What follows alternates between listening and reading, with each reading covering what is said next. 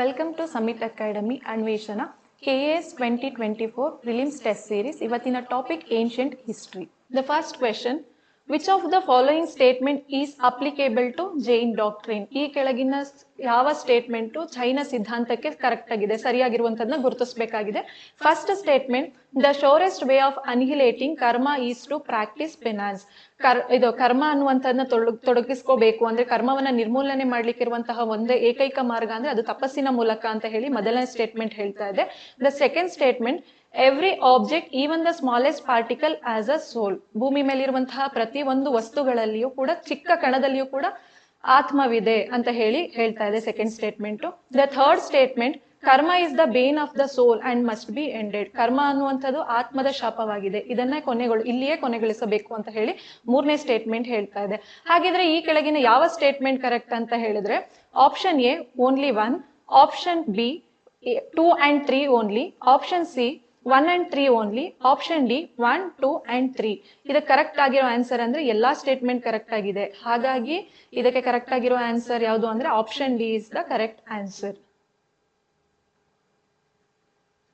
The next question, which among the below statements are true with respect to development of Jain religion and philosophy? ಈ ಕೆಳಗಿನ ಯಾವ statement ಜೈನ ರಿಲಿಜನ್ಗೆ ಮತ್ತೆ ಫಿಲಾಸಫಿಗೆ correct ಆಗಿರುವಂತಹ statement ಅನ್ನುವಂಥದ್ದನ್ನ ಗುರುತಿಸಬೇಕಾಗಿದೆ. The first statement, 24 Tirthankars were responsible for development of Jain religion and philosophy. 24 ತೀರ್ಥಂಕರಿಂದಲೂ ಕೂಡ ಜೈನ ಒಂದು ರಿಲಿಜನ್ ಮತ್ತೆ ಫಿಲಾಸಫಿ ಏನಾಗಿದೆ, ನಿರ್ಮಾಣವಾಗಿದೆ ಅಂತ ಹೇಳಿ ಫಸ್ಟ್ನೇ ಸ್ಟೇಟ್ಮೆಂಟ್ ಹೇಳ್ತಾ ಇದೆ. The second statement, Adinatha or Rishabhadeva was the first ತೀರ್ಥಂಕ.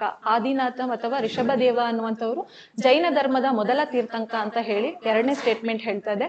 The third statement, the followers of Parshvanatha or white garments. ಪಾರ್ಶ್ವನಾಥನ ಅನುಯಾಯಿಗಳು ಬಿಳಿ ವಸ್ತ್ರಧಾರಣೆಗಳು ಅಂದ್ರೆ ಬಿಳಿ ಬಟ್ಟೆಯನ್ನ ಧರಿಸ್ತಾ ಇದ್ರು ಅಂತ ಹೇಳಿ ಮೂರನೇ ಸ್ಟೇಟ್ಮೆಂಟ್ ಹೇಳ್ತಾ ಇದೆ.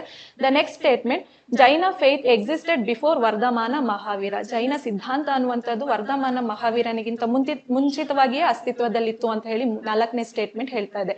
ಹಾಗಿದ್ರೆ ಈ ಕೆಳಗಿನ ಯಾವ ಸ್ಟೇಟ್ಮೆಂಟ್ ಕರೆಕ್ಟ್ ಅಂತ ಹೇಳಿದ್ರೆ, option A only 1, option B 1, 2, 3, option C 1, 2, 4, option D all of the above. ಇದಕ್ಕೆ ಯಾವ್ದು ಕರೆಕ್ಟ್ ಅಂತ ಹೇಳಿದ್ರೆ ಎಲ್ಲಾ ಸ್ಟೇಟ್ಮೆಂಟ್ ಕರೆಕ್ಟ್ ಆಗಿದೆ, ಹಾಗಾಗಿ all of the above correct ಆಗಿದೆ. 24ನೇ ತೀರ್ಥಂಕ ಅಂತ ಹೇಳಿದ್ರೆ ಅದು ವರ್ಧಮಾನ ಮಹಾವೀರ ಆಗಿರ್ತಾರೆ. ಹಾಗೆಯೇ ಮೊದಲ ತೀರ್ಥಂಕ ರಿಷಭದೇವ ಅನ್ನುವಂಥವ್ರು ಇಕ್ಷ್ವಾಕು ವಂಶಕ್ಕೆ ಸೇರಿದವರಾಗಿರ್ತಾರೆ. ಹಾಗೆ 23rd ತೀರ್ಥಂಕ ಯಾರು ಅಂದ್ರೆ ಪಾರ್ಶ್ವನಾಥ ಆಗಿರ್ತಾರೆ. ಇವರು ಎಟರ್ನಿಟಿ ಆಫ್ ಮ್ಯಾಟರ್ ನ ಬಿಲೀವ್ ಮಾಡ್ತಾ ಇರ್ತಾರೆ. ಹಾಗೆ ಇನ್ನೊಂದೇನಂತ ಅಂತ ಹೇಳಿದ್ರೆ, ಫಸ್ಟ್ ತೀರ್ಥಂಕ ಅವರ ಬಗ್ಗೆ ಉಲ್ಲೇಖ ಇರುವಂತದ್ದು ಎಲ್ಲಿ ಕಂಡು ಯಾವ ಗ್ರಂಥದಲ್ಲಿ ಅಂತ ಹೇಳಿದ್ರೆ ಋಗ್ವೇದದಲ್ಲಿ ನಮಗೆ ಇವರ ಬಗ್ಗೆ ಉಲ್ಲೇಖವಿದೆ. The next question, which among the below statements are true with respect to Vardhamana Mahavir? ಈ ಕೆಳಗಿನ ಸ್ಟೇಟ್ಮೆಂಟ್ ಅಲ್ಲಿ ವರ್ಧಮಾನ ಮಹಾವೀರನಿಗೆ ಸಂಬಂಧಿಸಿದಂತೆ ಯಾವ ಸ್ಟೇಟ್ಮೆಂಟ್ ಸರಿಯಾಗಿದೆ ಅನ್ನುವಂಥದ್ದನ್ನ ಗುರುತಿಸಬೇಕಾಗಿದೆ. First statement, he was born in Kundagrama Basukunda in 540 BC. ಇವರು ಎಲ್ಲಿ ಹುಡ್ತಾರೆ ಅಂತ ಹೇಳಿದ್ರೆ ಕುಂಡಗ್ರಾಮ, ಬಿಹಾರದ ವೈಶಾಲಿಯ ಕುಂಡಗ್ರಾಮದಲ್ಲಿ 540 BC ಅಲ್ಲಿ ಇವರು ಹುಟ್ಟಿದ್ರು ಅಂತ ಹೇಳಿ ಮೊದಲ ಸ್ಟೇಟ್ಮೆಂಟ್ ಹೇಳ್ತಾ ಇದೆ. The next statement, at the age of 42 ಈ ಅಟೈನ್ ಸುಪ್ರೀಂ ನಾಲೆಡ್ಜ್ ಅಂದ್ರೆ ಕೈವಲ್ಯ. ಇವರು 42ನೇ ವಯಸ್ಸಿನಲ್ಲಿ ಇವರಿಗೆ ಏನಾಗುತ್ತೆ, ಕೈವಲ್ಯ ಜ್ಞಾನವನ್ನ ಪಡ್ಕೊಂತಾರೆ. ಅವ್ರು ಎಲ್ಲಿ ಪಡ್ಕೊಂತಾರೆ ಅಂದ್ರೆ ಜುಂಬಿಕಾ ಗ್ರಾಮ, ರುಜುಪಾಲಕ ನದಿಯ ಪಕ್ಕದಲ್ಲಿ ಸಾಲ್ ಮರದ ಕೆಳಗೆ ಇವರಿಗೆ ಕೈವಲ್ಯ ಜ್ಞಾನ ಪಡೆದ್ರು ಅಟ್ ದ ಏಜ್ ಆಫ್ 42 ಅಲ್ಲಿ ಅಂತ ಹೇಳಿ ಎರಡನೇ ಸ್ಟೇಟ್ಮೆಂಟ್ ಹೇಳ್ತಾ ಇದೆ. Next statement, he visited the court of Bimbisara and Ajatashatru. ಇವ್ರೇನ್ ಮಾಡ್ತಾರೆ, ಬಿಂಬಸಾರ ಮತ್ತು ಅಜಾತ ಶತ್ರುವಿನ ಒಂದು ಯಾವುದಕ್ಕೆ ಕೋರ್ಟಿಗೆ ಹೋಗಿ ವಿಸಿಟ್ ಮಾಡಿರ್ತಾರೆ ಅಂತ ಮೂರನೇ ಸ್ಟೇಟ್ಮೆಂಟ್ ಹೇಳ್ತಾ ಇದೆ. ನಾಲ್ಕನೇ statement, he died at the age of 72. ಇವರು 72ನೇ ವಯಸ್ಸಿನಲ್ಲಿ ಇವರು ಮರಣವನ್ನ ಹೊಂದಿದ್ರು. ಎಲ್ಲಿ ಇವರು ಮರಣ ಹೊಂದಿದ್ರು ಅಂದ್ರೆ ಪಾವ ಅನ್ನುವ ಪ್ಲೇಸ್ ಅಲ್ಲಿ ಇವರು ಮರಣ ಹೊಂದಿದ್ರು ಅಂತ ಹೇಳ್ತಾರೆ. ಹಾಗೆಯೇ ಕೆಲವೊಂದ್ ಕಡೆ ಏನ್ ಹೇಳ್ತಾರೆ ಅಂತ ಹೇಳಿದ್ರೆ, ಹಾಳ ಅಸ್ಥಿ ಅಂತ ಒಬ್ಬ ಆಳರಸ ಇರ್ತಾರೆ, ಅವರ ಮನೆಯಲ್ಲಿ ಇವರು ಏನಾಗಿದ್ರು ನಿಧನ ಹೊಂದಿದ್ರು ಅಂತ ಹೇಳಿನೂ ಕೂಡ ಹೇಳ್ತಾ ಇದ್ದಾರೆ. ಹಾಗಾದ್ರೆ ಈ ಕೆಳಗಿನ ಸ್ಟೇಟ್ಮೆಂಟ್ ಯಾವುದು ಸರಿ ಅಂತ ಹೇಳಿದ್ರೆ, option A 1 statement is, option B 2 statement is true, option C 3 statements is true, option D all are true. ಇದಕ್ಕೆ ಕರೆಕ್ಟ್ ಆನ್ಸರ್ ಯಾವುದು ಅಂದ್ರೆ ಎಲ್ಲವೂ ಕೂಡ ಸ್ಟೇಟ್ಮೆಂಟ್ ಕರೆಕ್ಟ್ ಆಗಿರೋದ್ರಿಂದ option D is the right answer.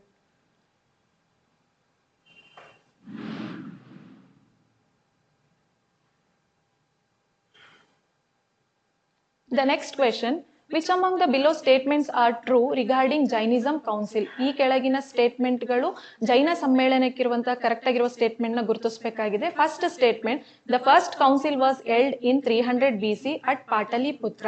ಮೊದಲ ಜೈನ ಸಮ್ಮೇಳನವು 300 BCಯಲ್ಲಿ ನಡೆಯಿತು. ಎಲ್ಲಿ ಅಂತ ಹೇಳಿದ್ರೆ ಪಾಟಲಿಪುತ್ರದಲ್ಲಿ ನಡೆದಿದೆ ಅಂತ ಹೇಳಿ ಫಸ್ಟ್ ಸ್ಟೇಟ್ಮೆಂಟ್ ಹೇಳ್ತಾ ಇದೆ. Second statement, Chandragupta Maurya was the patronage of first council. Chandragupta Maurya ಅನ್ನುವಂಥವರು ಮೊದಲ ಜೈನ ಸಮ್ಮೇಳನವನ್ನ ಪ್ರೋತ್ಸಾಹಿಸಿದ್ರು ಅಂತ ಹೇಳಿ ಎರಡನೇ ಸ್ಟೇಟ್ಮೆಂಟ್ ಹೇಳ್ತಾ ಇದೆ. ದ ಥರ್ಡ್ ಸ್ಟೇಟ್ಮೆಂಟ್, ದೇವಾರ್ದಿ ಗಣಿ ಕ್ಷೇಮ ಸರ್ಮನ ಪ್ರಿಸೈಡೆಡ್ ದ ಸೆಕೆಂಡ್ ಕೌನ್ಸಿಲ್. ಎರಡನೇ ಜೈನ ಸಮ್ಮೇಳನವನ್ನ ಅಧ್ಯಕ್ಷತೆ ವಹಿಸಿದವರು ಯಾರು ಅಂತ ಹೇಳಿದ್ರೆ ದೇವಾರ್ದಿ ಗಣಿ ಕ್ಷೇಮ ಸರ್ಮನ ಅನ್ನುವಂಥವ್ರು ಎರಡನೇ ಜೈನ ಸಮ್ಮೇಳನದ ಅಧ್ಯಕ್ಷತೆಯನ್ನು ವಹಿಸಿಕೊಂಡಿರ್ತಾರೆ. Fourth statement, 12 Angas of Jainism was the result of second council. ಎರಡನೇ ಜೈನ ಸಮ್ಮೇಳನದ ರಿಸಲ್ಟ್ ಏನು ಅಂತ ಹೇಳಿದ್ರೆ 12 ಅಂಗಗಳು ರಚಿಸಲಾಯಿತು ಅಂತ ಹೇಳಿ ನಾಲ್ಕನೇ ಸ್ಟೇಟ್ಮೆಂಟ್ ಹೇಳ್ತಾ ಇದೆ. ಹಾಗಾದ್ರೆ ಈ ಕೆಳಗಿನಲ್ಲಿ ಯಾವ್ದು ಸರಿ ಅಂತ ಹೇಳಿದ್ರೆ option A only 1, option B 1, 2, 3, option C 1, 2, 4, option D all of the above. ಇದಕ್ಕೆ ಕರೆಕ್ಟ್ ಆನ್ಸರ್ ಯಾವುದು ಅಂದ್ರೆ ಆಪ್ಷನ್ ಬಿ 1 ಮತ್ತೆ 2 ಮತ್ತೆ 3 ಸ್ಟೇಟ್ಮೆಂಟ್ ಸರಿಯಾಗಿದೆ. ನಾಲ್ಕನೇ ಸ್ಟೇಟ್ಮೆಂಟ್ ರಾಂಗ್. ಯಾಕೆ ಅಂತ ಹೇಳಿದ್ರೆ 12 ಅಂಗಗಳ ರಚನೆ ಆಗಿದ್ದು ಮೊದಲ ಜೈನ ಸಮ್ಮೇಳನದಲ್ಲಿ ಆಗತ್ತೆ ಅಂತ ಹೇಳಿ ಗುರುತಿಸಬಹುದಾಗಿದೆ. ಫಸ್ಟ್ ಜೈನ್ ಕೌನ್ಸಿಲ್ 300 BC ಪಾಟಲಿಪುತ್ರದಲ್ಲಾಗುತ್ತೆ. ಇದರ ಅಧ್ಯಕ್ಷತೆ ವಹಿಸಿದವರು ಸ್ಥೂಲಭದ್ರ. ಇದನ್ನ ಪ್ರೋತ್ಸಾಹಿಸಿದವರು ಚಂದ್ರಗುಪ್ತ ಮೌರ್ಯ ಆಗಿರ್ತಾರೆ. ಇಲ್ಲಿ 12 ಅಂಗಗಳ ರಚನೆ ಆಗುತ್ತೆ. ಅದೇ ಎರಡನೇ ಜೈನ ಸಮ್ಮೇಳನ 512 AD ಅಲ್ಲಿ ಆಗುತ್ತೆ. ಎಲ್ಲಿ ನಡೆಯುತ್ತೆ ಅಂದ್ರೆ ವಲ್ಲಭಿ, ಗುಜರಾತ್ನ ವಲ್ಲಭಿಯಲ್ಲಿ ನಡೆಯುತ್ತೆ. ಇದರ ಅಧ್ಯಕ್ಷತೆಯನ್ನು ವಹಿಸಿದವರು ದೇವರ್ದಿ ಗಣಿ ಕ್ಷೇಮ ಸರ್ಮನ ಅನ್ನೋರು ಇವರ ಅಧ್ಯಕ್ಷತೆ ವಹಿಸ್ತಾರೆ. ಇಲ್ಲಿ ಮೊದಲ ಜೈನ ಸಮ್ಮೇಳನದಲ್ಲಿ 12 ಅಂಗಗಳ ರಚನೆ ಆದ್ರೆ ಅದರ ಉಪ ಅಂಗಗಳು ಎರಡನೇ ಜೈನ ಸಮ್ಮೇಳನದಲ್ಲಿ ರಚನೆ ಆಯಿತು. The next question, which among the below Panchamavartas was not added by Parshvanath? ಈ ಕೆಳಗಿನ ಪಂಚತತ್ವಗಳಲ್ಲಿ ಪಾರ್ಶ್ವನಾಥ ಯಾವ ಒಂದು ತತ್ವವನ್ನ ಆಡ್ ಮಾಡಿಲ್ಲ ಅಂತ ಹೇಳ್ತಾ ಇದ್ದಾರೆ.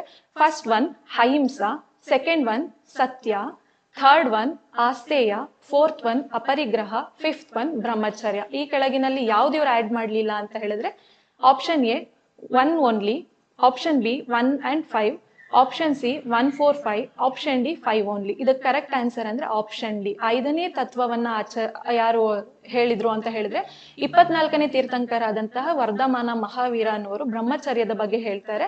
ಈ ಇನ್ನ 4ನ್ನ ಪಾರ್ಶ್ವನಾಥ ಅವರು ಹೇಳ್ತಾರೆ. ಹಾಗಿದ್ರೆ ಅಹಿಂಸಾ ಅಂದ್ರೆ ಏನು ಅಂತ ಹೇಳಿದ್ರೆ ಅಹಿಂಸಾ ಡು ನಾಟ್ ಕಮಿಟ್ ವೈಲೆನ್ಸ್. ಅಹಿಂಸಾ ಅಂದ್ರೆ ಹಿಂಸೆಯನ್ನ ಮಾಡಬಾರ್ದು ಅಂತ ಹೇಳ್ತಾರೆ.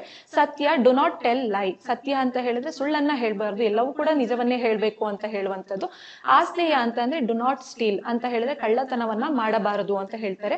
ಅಪರಿಗ್ರಹ ಡು ನಾಟ್ ಹೋಲ್ಡ್ ಅಂದ್ರೆ ಏನ್ ಆಸ್ತಿಯನ್ನ ಒಂದು ಕಡೆ ಕೂಡಿಡಬಾರದು ಅಂತ ಹೇಳ್ತಾರೆ. ಬ್ರಹ್ಮಚರ್ಯ ಅಂತ ಹೇಳಿದ್ರೆ ಅವನಲ್ಲಿ ಇದ್ದಂತಹ ನಿಗ್ರಹಗಳನ್ನ ಅಂದ್ರೆ ಅವನಲ್ಲಿ ಇದ್ದಂತಹ ಇಂದ್ರಿಯಗಳನ್ನ ನಿಗ್ರಹ ಮಾಡ್ಬೇಕು ಅಂತ ಹೇಳುವಂತಹದ್ದು.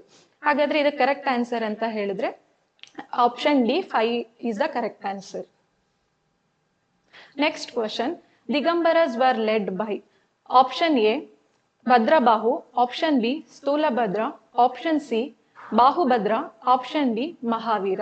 ದಿಗಂಬರ ಅನ್ನುವಂತ ಯಾರ ಒಂದು ನಾಯಕತ್ವದಲ್ಲಿ ದಿಗಂಬರ ಅನ್ನುವಂಥದ್ದು ರಚನೆ ಆಯಿತು ಅಂತ ಹೇಳಿದ್ರೆ ಅದಕ್ಕೆ ಆಪ್ಷನ್ ಯಾವುದು ಕರೆಕ್ಟ್ ಅಂತ ಹೇಳಿದ್ರೆ option A is the correct answer ಆಗಿರುತ್ತೆ. ಹಾಗೆ ಜೈನರು ಏನಾಗಿರ್ತಾರೆ ಅಂತ ಹೇಳಿದ್ರೆ ಉತ್ತರ ಭಾರತದಲ್ಲಿ ಇರ್ತಾರೆ. ಉತ್ತರ ಭಾರತದಲ್ಲಿ ಇದ್ದಂತಹ ಸಂದರ್ಭದಲ್ಲಿ ಏನಾಗುತ್ತೆ ಅಂದ್ರೆ ಬರಗಾಲ ಅತಿ ಹೆಚ್ಚಾಗಿರುತ್ತೆ. ಅವ್ರ ಏನ್ ಮಾಡ್ತಾ ಇರ್ತಾರೆ, ಊಟನ ಕದಿತಾ ಇರ್ತಾರೆ. ಹಾಗೆಯೇ ಕೂಡ ಏನ್ ಮಾಡ್ತಾ ಇರ್ತಾರೆ, ಕೂಡಿಡ್ತಾ ಇರ್ತಾರೆ. ಕೂಡಿಟ್ಟಿ ಆದ ನಂತರ ಏನ್ ಮಾಡ್ತಾರೆ, ಸ್ವಲ್ಪ ಜನ ದಕ್ಷಿಣ ಭಾರತಕ್ಕೆ ಬರ್ತಾರೆ. ಈ ದಕ್ಷಿಣ ಭಾರತಕ್ಕೆ ಬಂದಾಗ ಅಲ್ಲಿ ರಚನೆ ಆಗುವಂತಹ ಒಂದು ಪಂಥ ಯಾವುದು ಅಂದ್ರೆ ದಿಗಂಬರಸ್. ಅದೇ ಉತ್ತರ ಭಾರತದಲ್ಲಿ ಇದ್ದಂತವ್ರು ಯಾರು ಅಂತ ಹೇಳಿದ್ರೆ ಶ್ವೇತಂಬರರು. ಹಾಗಾಗಿ 2 ಶಾಖೆಗಳಾಗಿ ವಿಭಜನೆ ಆಗುತ್ತೆ. ಉತ್ತರ ಭಾರತದಲ್ಲಿ ಇದ್ದಂತಹ ಜೈನ ತತ್ವ ಫಾಲೋ ಮಾಡ್ತಾ ಇದ್ದವ್ರು ಯಾರು ಅಂದ್ರೆ ಶ್ವೇತಂಬರರು. ದಕ್ಷಿಣ ಭಾರತದಲ್ಲಿ ಇದ್ದವರು ಅಂತ ಹೇಳಿದ್ರೆ ದಿಗಂಬರರು. ಹಾಗಾದ್ರೆ ದಿಗಂಬರರು ಯಾರ ಅನುಯಾಯಿಗಳು? ದಿಗಂಬರರು 24ನೇ ತೀರ್ಥಂಕರಾದಂತಹ ವರ್ಧಮಾನ ಮಹಾವೀರನ ಅನುಯಾಯಿಗಳಾಗಿರ್ತಾರೆ. ಅದೇ ಶ್ವೇತಂಬರರು ಯಾರ ಅನುಯಾಯಿಗಳಂದ್ರೆ ಪಾರ್ಶ್ವನಾಥನ ಅನುಯಾಯಿಗಳಾಗಿರ್ತಾರೆ. ಇದರ ನಾಯಕತ್ವವನ್ನ ವಹಿಸಿದವರು ಯಾರು ಅಂತ ಹೇಳಿದ್ರೆ ಸ್ಥೂಲಭದ್ರ ಇದರ ನಾಯಕತ್ವವನ್ನ ವಹಿಸ್ಕೋತಾರೆ. ಹಾಗೆಯೇ ಶ್ವೇತಂಬರರಲ್ಲಿ ಮತ್ತೆ ಒಂದು ಪಂಥ ಉದಯ ಆಗುತ್ತೆ. ಅದು ಯಾವ ಪಂಥ ಅಂದ್ರೆ ತೇರ ಪಂಥ ಅನ್ನುವಂಥದ್ದು ಉದಯ ಆಗುತ್ತೆ. ಹಾಗೆಯೇ ದಿಗಂಬರರಲ್ಲಿ ಒಂದು ಪಂಥ ಉದಯವಾಗ್ತದೆ. ಅದು ಯಾವುದು ಅಂದ್ರೆ ಸಮಯಾಯಿ ಅನ್ನುವಂಥ ಪಂಥಗಳು ಉದಯವಾಗ್ತದೆ. The next question, which among the below statements are true? ಈ ಕೆಳಗಿನ ಸ್ಟೇಟ್ಮೆಂಟ್ ಅಲ್ಲಿ ಯಾವುದು ಸರಿ ಅನ್ನುವಂಥದ್ದನ್ನ ಗುರುತಿಸಬೇಕಾಗಿದೆ. ಭದ್ರಬಾಹು ಕಂಪೋಸ್ಡ್ ಕಲ್ಪಸೂತ್ರ. ಭದ್ರಬಾಹು ಅನ್ನೋರು ಕಲ್ಪಸೂತ್ರ ಕೃತಿಯನ್ನ ರಚನೆ ಮಾಡಿದ್ರು ಅಂತ ಫಸ್ಟ್ ಸ್ಟೇಟ್ಮೆಂಟ್ ಹೇಳ್ತಾ ಇದೆ. The second statement, Jainism writing were in Ardhamagadhi or Prakrit language. Jainism ಅನ್ನುವಂತ ಗ್ರಂಥಗಳನ್ನ ಅರ್ಧಮಾಗಧಿ ಮತ್ತು ಪ್ರಾಕೃತ ಭಾಷೆಯಲ್ಲಿ ಬರೆಯಲಾಗಿದೆ ಅಂತ ಹೇಳ್ತಾರೆ. ಹಾಗಾಗಿ ಈ ಕೆಳಗಿನ ಸ್ಟೇಟ್ಮೆಂಟ್ ಅಲ್ಲಿ ಯಾವ್ದು ಸರಿ ಅಂತ ಹೇಳಿದ್ರೆ ಆಪ್ಷನ್ ಸಿ, ಬೋತ್ 1 and 2 ಎರಡು ಕೂಡ ಕರೆಕ್ಟ್ ಆಗಿರುವಂತಹ ಆನ್ಸರ್ ಆಗಿದೆ. The next question, which among the below Tirthankara and their symbols has been wrongly matched? First one, Ajitanatha, elephant. Second one, Rishabhanatha, blue lotus. Third option, Parshvanatha, snake. Fourth option, Vardhamana Mahavira, lion. ಇದರಲ್ಲಿ ಯಾವುದು ತಪ್ಪು ಅಂತ ಹೇಳಿದ್ರೆ option B ತಪ್ಪಾಗಿದೆ. ರಿಷಭನಾಥ ಅವರ symbol ಯಾವುದು ಅಂತ ಹೇಳಿದ್ರೆ ಬುಲ್ ಆಗಿರುತ್ತೆ. The next question, which among the below Jainism sites has been wrongly matched? ಈ ಕೆಳಗಿನ ಜೈನಿಸಂ ಸೈಟ್ ಯಾವುದು ಕರೆಕ್ಟ್ ಆಗಿ ಮ್ಯಾಚ್ ಆಗ್ತಾ ಇಲ್ಲ ಅನ್ನುವಂಥದ್ದನ್ನ ಗುರುತಿಸಬೇಕಾಗಿದೆ. First one, Hathi Gumpha cave, Odisha. Second one, Dilwara temple, Rajasthan. Third one, Palitana temple, Gujarat. Fourth one, Mangitungi cave, Tamil Nadu. ಇದರಲ್ಲಿ ಯಾವುದು ತಪ್ಪು ಅಂತ ಹೇಳಿದ್ರೆ ಆಪ್ಷನ್ ಡಿ ತಪ್ಪಾಗಿದೆ. ಮಂಗಿಟುಂಗಿ ಕೇವ್ ಅನ್ನುವಂಥದ್ದು ಪ್ರಸ್ತುತ ಮಹಾರಾಷ್ಟ್ರದಲ್ಲಿ ಕಂಡು ಬರುತ್ತದೆ.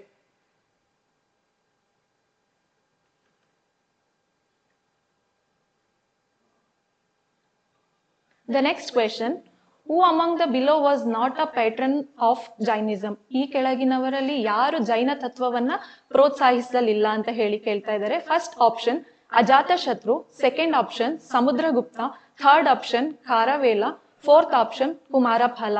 ಇದಕ್ಕೆ ಕರೆಕ್ಟ್ ಆಗಿರುವ ಆನ್ಸರ್ ಅಂದ್ರೆ option B is the correct answer. Samudragupta ಅನ್ನುವರು ಏನ್ ಮಾಡ್ತಾರೆ, ಜೈನಿಸಂ ನ ಫಾಲೋ ಮಾಡ್ತಾ ಇರಲ್ಲ, ಇವರು ವೈಷ್ಣವ ಪಂಥವನ್ನ ಫಾಲೋ ಮಾಡ್ತಿರ್ತಾರೆ. ಅಜಾತ ಶತ್ರು ಅನ್ನೋರು ಜೈನ ತತ್ವವನ್ನ ಫಾಲೋ ಮಾಡ್ತಿರ್ತಾರೆ.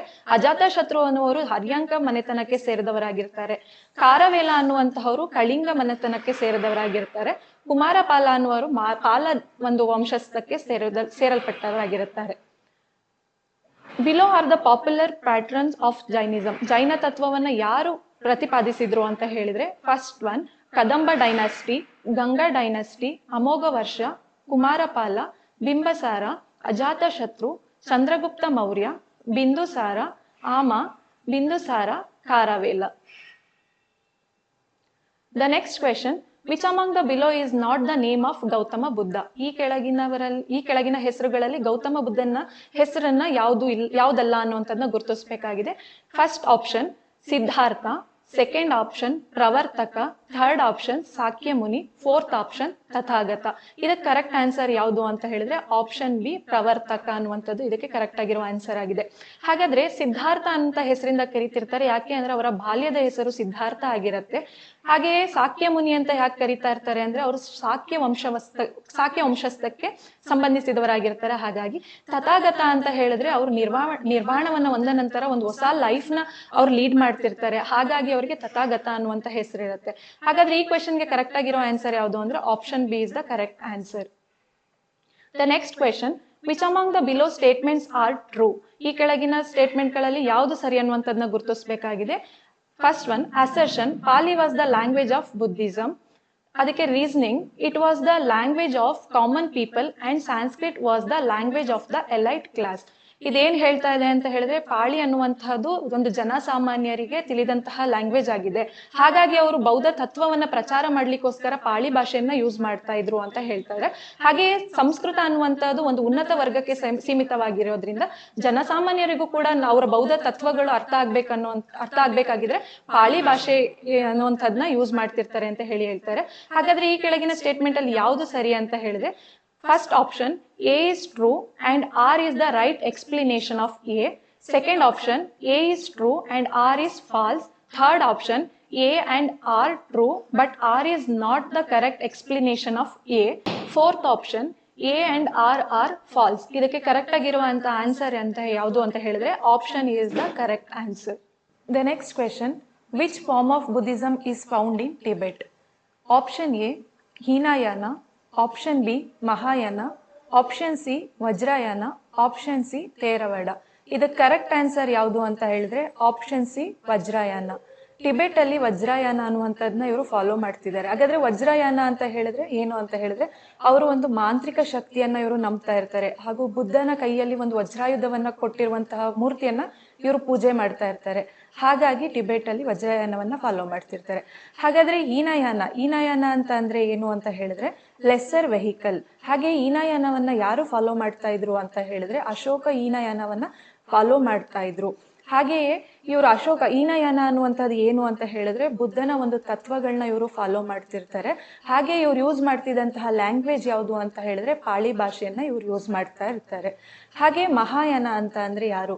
ಮಹಾಯಾನವನ್ನ ಯಾರು ಫಾಲೋ ಮಾಡ್ತಾ ಇದ್ರು ಅಂದ್ರೆ ಕಾನಿಷ್ಕ ಇದನ್ನ ಮಹಾಯಾನವನ್ನ ಫಾಲೋ ಮಾಡ್ತಾ ಇದ್ರು. ಇವರು ಯೂಸ್ ಮಾಡ್ತಾ ಇದ್ದಂತಹ ಲ್ಯಾಂಗ್ವೇಜ್ ಯಾವುದು ಅಂದ್ರೆ ಸ್ಯಾನ್ಸ್ಕ್ರಿಟ್. ಮಹಾಯಾನದಲ್ಲಿ ಬುದ್ಧನ ಒಂದು ಪ್ರತಿಮೆಯನ್ನ ಪೂಜೆ ಮಾಡ್ತಾ ಇರ್ತಾರೆ. Next, Zen emphasizes the practice of meditation to achieve enlightenment. It is also known as Chan in China and Son in Korea. Next, Vajrayana ಅಂದ್ರೆ ಡೈಮಂಡ್ ವೆಹಿಕಲ್ ಅಂತ ಹೇಳಿ ಕರಿತೀವಿ. Practised mainly in Tibet, Bhutan and part of Nepal and Mongolia. Vajrayana ಅನ್ನುವಂಥದ್ದು Tibet ಅಲ್ಲದೆ ಭೂತಾನು ಮತ್ತೆ part of Nepal ಮತ್ತೆ ಮಂಗೋಲಿಯಾದಲ್ಲಿ practice ಮಾಡ್ತಾ ಇರ್ತಾರೆ, ಅಂದ್ರೆ ಅಲ್ಲಿ ಕಂಡು ಬರುತ್ತದೆ ಅಂತ ಹೇಳುವಂಥದ್ದು. The next question, which among the below statements are true regarding Theravada form of Buddhism? ಈ ಕೆಳಗಿನ ಸ್ಟೇಟ್ಮೆಂಟ್ ಗಳಲ್ಲಿ ಥೇರವಾಡ ಬುದ್ಧಿಸಂಗೆ ಕರೆಕ್ಟ್ ಆಗಿರುವಂತಹ ಸ್ಟೇಟ್ಮೆಂಟ್ ಯಾವುದು ಅಂತ ಗುರುತಿಸಬೇಕಾಗಿದೆ. First statement, Theravada means teaching of the elders. Theravada ಅನ್ನುವಂತಹದ್ದು ಹಿರಿಯರಿಂದ ಬೋಧಿಸಲ್ಪಟ್ಟಂತಹ ಒಂದು ಪಂಥ ಅಂತ ಹೇಳಿ ಕರೀತಾರೆ. Second statement, emperor Ashoka help spread Theravada in India. Ashoka ಅನ್ನುವಂತಹ ಒಬ್ಬ ರಾಜ ಥೇರವಾಡ ಅನ್ನುವಂತಹ ಒಂದು ತತ್ವವನ್ನ ಇಂಡಿಯಾದಲ್ಲಿ ಸ್ಪ್ರೆಡ್ ಮಾಡಿದ್ರು ಅಂತ ಹೇಳಿ ಈ ಸ್ಟೇಟ್ಮೆಂಟ್ ಹೇಳ್ತಾ ಇದೆ. Third statement, it is orthodox form and monastic Sangha is the most notable form of it. ಇದೇನು ಅಂತ ಹೇಳಿದ್ರೆ ಹೀನಯಾನ ಅಂದ್ರೆ ಥೇರವಾಡ ಅಂದ್ರೆ ಪಾರ್ಟ್ ಆಫ್ ಹೀನಯಾನ. ಹೀನಯಾನದಲ್ಲಿ ಏನು ಅಂತ ಹೇಳಿದ್ರೆ ಇಲ್ಲಿ ಬುದ್ಧನ ಒಂದು ಮೂರ್ತಿಯನ್ನ ಪೂಜೆ ಮಾಡ್ತಾ ಇರಲಿಲ್ಲ, ಅವರ ತತ್ವವನ್ನ ಫಾಲೋ ಮಾಡ್ತಾ ಇದ್ರು ಅಂತ ಹೇಳಿ ಥರ್ಡ್ ಸ್ಟೇಟ್ಮೆಂಟ್ ಹೇಳ್ತಾ ಇದೆ. Fourth statement, Theravada is dominant in Sri Lanka and south east Asia. Theravada ಅನ್ನುವಂಥದ್ದು ಶ್ರೀಲಂಕಾ ಮತ್ತೆ ಸೌತ್ ಈಸ್ಟ್ ಏಷ್ಯಾದಲ್ಲಿ ಡಾಮಿನೆಂಟ್ ಆಗಿದೆ ಅಂತ ಹೇಳಿ ಫೋರ್ತ್ ಸ್ಟೇಟ್ಮೆಂಟ್ ಹೇಳ್ತಾ ಇದೆ. ಹಾಗಾದ್ರೆ ಈ ಕೆಳಗಿನ ಯಾವ ಸ್ಟೇಟ್ಮೆಂಟ್ ಸರಿ ಅಂದ್ರೆ option D, all of the above ಇದರಲ್ಲಿ ಕರೆಕ್ಟ್ ಆಗಿದೆ.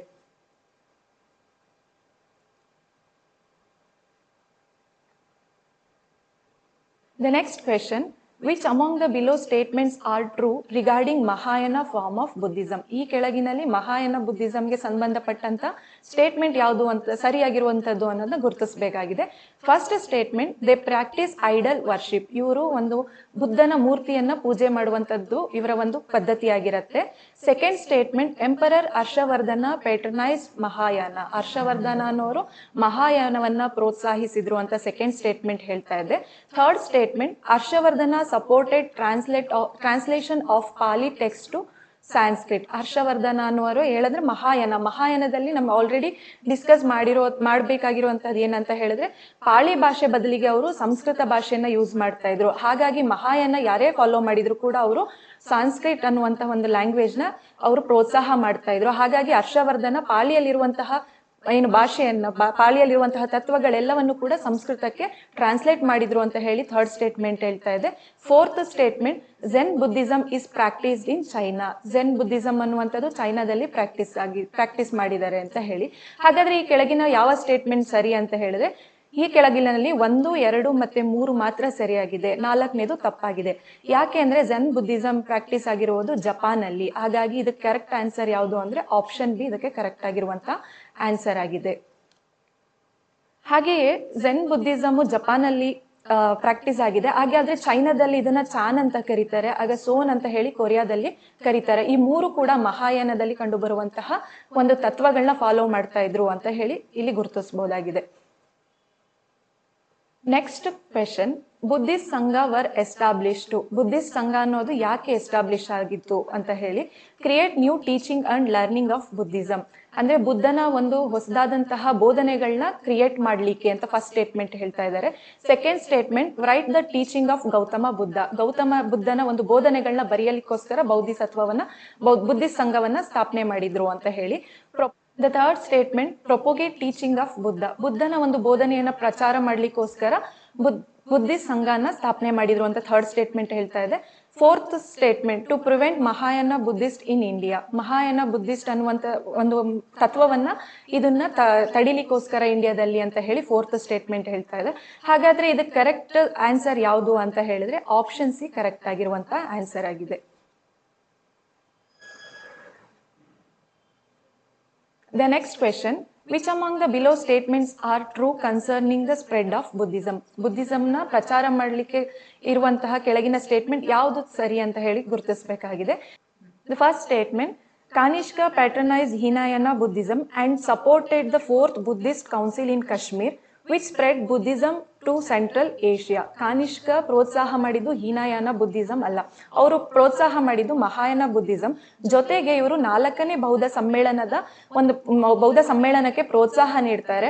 ಇದು ಎಲ್ಲಿ ನಡೆಯುತ್ತೆ ಅಂತ ಹೇಳಿದ್ರೆ ಕಾಶ್ಮೀರಲ್ಲಿ. ಯಾಕೆ ಇದನ್ನ ಮಾಡಿದ್ರು ಅಂತ ಅಂದ್ರೆ ಒಂದು ಮಹಾಯಾನ ಬೌದ್ಧ ತತ್ವಗಳು ಸೆಂಟ್ರಲ್ ಏಷ್ಯಾವರೆಗೂ ಕೂಡ ಸ್ಪ್ರೆಡ್ ಆಗ್ಬೇಕು ಅನ್ನೋವಂಥದ್ದು ಇವರ ಒಂದು ಕಾನ್ಸೆಪ್ಟ್ ಆಗಿರುತ್ತೆ. ಹಾಗಾಗಿ next statement, Faiyuan and Huansang traveled to India and spread ideas of Mahayana Buddhism. Faiyuan ಮತ್ತೆ Huansang ಅವರು ಇಂಡಿಯಾದಲ್ಲೆಲ್ಲ ಸುತ್ತಾಡ್ಬಿಟ್ಟು ಮಹಾಯಾನವಾದ ಬೌದ್ಧ ತತ್ವವನ್ನ ಅವರು ಇಂಡಿಯಾದ ಪೂರ್ತಿ ಏನ್ ಮಾಡ್ಬೇಕು ಸ್ಪ್ರೆಡ್ ಮಾಡ್ಬೇಕು ಅನ್ನುವಂತ ಒಂದು ಐಡಿಯಾನ ಇವ್ರು ಇಟ್ಕೊಂಡಿರ್ತಾರೆ ಅಂತ ಸೆಕೆಂಡ್ ಸ್ಟೇಟ್ಮೆಂಟ್ ಹೇಳ್ತಾ ಇದೆ. The third statement, Atisha Deepankara and Padma Sambhava helped to spread Theravada Buddhism to Tibet and Southeast Asia. ಇವರಿಬ್ರು ಏನಂತ ಹೇಳಿದ್ರೆ ಥೇರವಾಡ ಬುದ್ಧಿಸಂ ನ ಟಿಬೆಟ್ ಮತ್ತೆ ಸೌತ್ ಏಷ್ಯಾದಲ್ಲಿ ಸ್ಪ್ರೆಡ್ ಮಾಡಬೇಕು ಅಂತ ಹೇಳಿ ಇವ್ರು ಹೆಲ್ಪ್ ಮಾಡ್ತಾರೆ ಅಂತ. ಆದ್ರೆ ನಾವು ಆಲ್ರೆಡಿ ನೋಡಿದೀವಿ ಟಿಬೆಟ್ ಅಲ್ಲಿ ಕಂಡು ಬರುವಂತದ್ದು ವಜ್ರಾಯನ ಅಂತ ಹೇಳಿ. ಸೊ ಇಲ್ಲಿ ಥೇರವಾಡ ಬುದ್ಧಿಸಂ ಅನ್ನುವಂಥದ್ದು ಇವರು ಟಿಬೆಟ್ ಅಲ್ಲಿ ಸ್ಪ್ರೆಡ್ ಮಾಡ್ಲಿಕ್ಕೆ ಆಗಿಲ್ಲ, ಯಾಕಂದ್ರೆ ಆಲ್ರೆಡಿ ಅವರು ವಜ್ರಾಯನ ಫಾಲೋ ಮಾಡ್ತಾ ಇರ್ತಾರೆ. ಹಾಗಾಗಿ 3ನೇ ಸ್ಟೇಟ್ಮೆಂಟ್ ಕೂಡ ತಪ್ಪಾಗಿದೆ. Next statement, Ashoka sent his son Mahendra and his daughter Sangamitra to Sri Lanka to preach Mahayana Buddhism. ನಮಗೆ ಆಲ್ರೆಡಿ ಗೊತ್ತಿದೆ ಏನಂತ ಹೇಳಿದ್ರೆ ಅಶೋಕ ಹೀನಯಾನ ತತ್ವವನ್ನ ಫಾಲೋ ಮಾಡ್ತಾ ಇದ್ರು. ಹಾಗಾಗಿ ಅವರು ಅವ್ರ ಮಕ್ಕಳನ್ನ ಶ್ರೀಲಂಕಾಗೆ ಕಳಿಸ್ತಾರೆ. ಸಂಗಮಿತ್ರೆ ಮತ್ತೆ ಮಹೇಂದ್ರ ಅನ್ನುವಂಥವ್ರನ್ನ ಶ್ರೀಲಂಕಾ ಕಳಿಸ್ತಾರೆ. ಯಾಕೆ ಅಂದ್ರೆ ಹೀನಯಾನ ತತ್ವವನ್ನ ಅವರು ಪ್ರಚಾರ ಮಾಡ್ಲಿಕ್ಕೋಸ್ಕರ. ಹಾಗಾಗಿ ಫೋರ್ತ್ ಸ್ಟೇಟ್ಮೆಂಟ್ ಕೂಡ ತಪ್ಪಾಗಿದೆ. ಹಾಗಾದ್ರೆ ಈ ಕ್ವೆಶನ್ ಅಲ್ಲಿ ಯಾವ ಸ್ಟೇಟ್ಮೆಂಟ್ ಸರಿಯಾಗಿದೆ ಅಂತ ಕೇಳಿದ್ದಾರೆ. ಇದಕ್ಕೆ ಕರೆಕ್ಟ್ ಆನ್ಸರ್ ಅಂತ ಹೇಳಿದ್ರೆ 2ನೇ ಸ್ಟೇಟ್ಮೆಂಟ್ ಸರಿಯಾಗಿದೆ. ಇದರಲ್ಲಿ ಆಪ್ಷನ್ ಬಿ 2ನೇ ಸ್ಟೇಟ್ಮೆಂಟ್ ಕರೆಕ್ಟ್ ಆಗಿದೆ ಅಂತ ಹೇಳಿ ನಾವು ಗುರುತಿಸಬೇಕಾಗಿದೆ. ಇದರಲ್ಲಿ 2ನೇ ಸ್ಟೇಟ್ಮೆಂಟ್ ಕರೆಕ್ಟ್ ಆಗಿರೋದ್ರಿಂದ ಇದರಲ್ಲಿ ಆನ್ಸರ್ ಏನಂತ ಹೇಳಿದ್ರೆ option A, 1 statement is true. The next question, Bodhisattva is one who, first option, has attain nirvana. ನಿರ್ವಾಣವನ್ನು ಪಡೆದವರನ್ನ ಬೋಧಿಸತ್ವ ಅಂತ ಹೇಳಿ ಕರೀತಾರೆ. Second option, delays nirvana to serve people. ಜನರ ಸೇವೆ ಮಾಡ್ಲಿಕ್ಕೋಸ್ಕರ ಅವರ ನಿರ್ವಾಣವನ್ನ ಮುಂದೂಡುವಂತಹವರನ್ನ ಬೋಧಿಸತ್ವ ಅಂತ ಹೇಳಿ ಕರಿತೀವಿ. Third option, who has financed under Bodhi tree. Bodhi ವೃಕ್ಷದ ಕೆಳಗೆ ತಪಸ್ಸು ಮಾಡಿದವರನ್ನ ಏನಂತ ಕರಿತೀವಿ? ಬೋಧಿಸತ್ವ ಅಂತ ಹೇಳಿ 3ನೇ ಆಪ್ಷನ್ ಹೇಳ್ತಾ ಇದೆ. Next option, as attain nirvana under Bodhi vriksha. Bodhi ವೃಕ್ಷದ ಕೆಳಗೆ ನಿರ್ವಾಣ ಪಡೆದವರನ್ನ ಬೋಧಿಸತ್ವ ಅಂತ ಹೇಳಿ ಕರೀತಾರೆ. ಇದಕ್ಕೆ ಯಾವ್ದು ಕರೆಕ್ಟ್ ಆನ್ಸರ್ ಅಂತ ಹೇಳಿದ್ರೆ ಆಪ್ಷನ್ ಬಿ, ಅಂದ್ರೆ delay Nirvana to serve people. ಜನರ ಸೇವೆಗೆ ನಿರ್ವಾಣವನ್ನ ಮುಂದೂಡುವಂತವರನ್ನ ಬೋಧಿಸತ್ವ ಅನ್ನುವಂಥದ್ದು ಇದು ಕರೆಕ್ಟ್ ಆನ್ಸರ್ ಆಗಿದೆ. The next question, with reference to the religious history of India, consider the following statement. The first statement, the concept of Bodhisattva is from Hinayana sect of Buddhism. Bodhisattva concept ಅನ್ನುವಂಥದ್ದು Hinayana sect of Buddhism ಅಥವಾ Mahayana sect of Buddhism ಅನ್ನುವಂಥದ್ದು ಇದು question ಆಗಿ ಅಂದ್ರೆ first statement ಆಗಿದೆ. ಇದು actually Mahayana sect of Buddhism ಆಗಿರುತ್ತೆ. Bodhisattva is a person on his way to enlightenment. Bodhisattva ಅನ್ನುವಂಥವ್ರು ಕೂಡ ಅವ್ರೇನ್ ಮಾಡಿರ್ತಾರೆ? ಎನ್ಲೈಟ್ಮೆಂಟ್, ನಿರ್ವಾಣ ಬೇಕು ಅಂತ ಬಯಸುವವರಾಗಿರ್ತಾರೆ.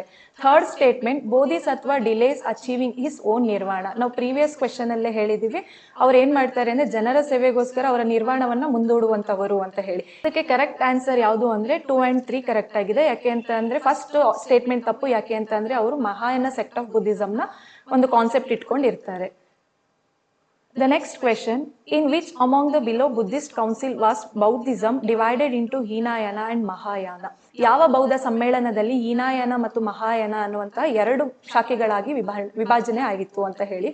First option first council, second option second council, third option third council, fourth option fourth council.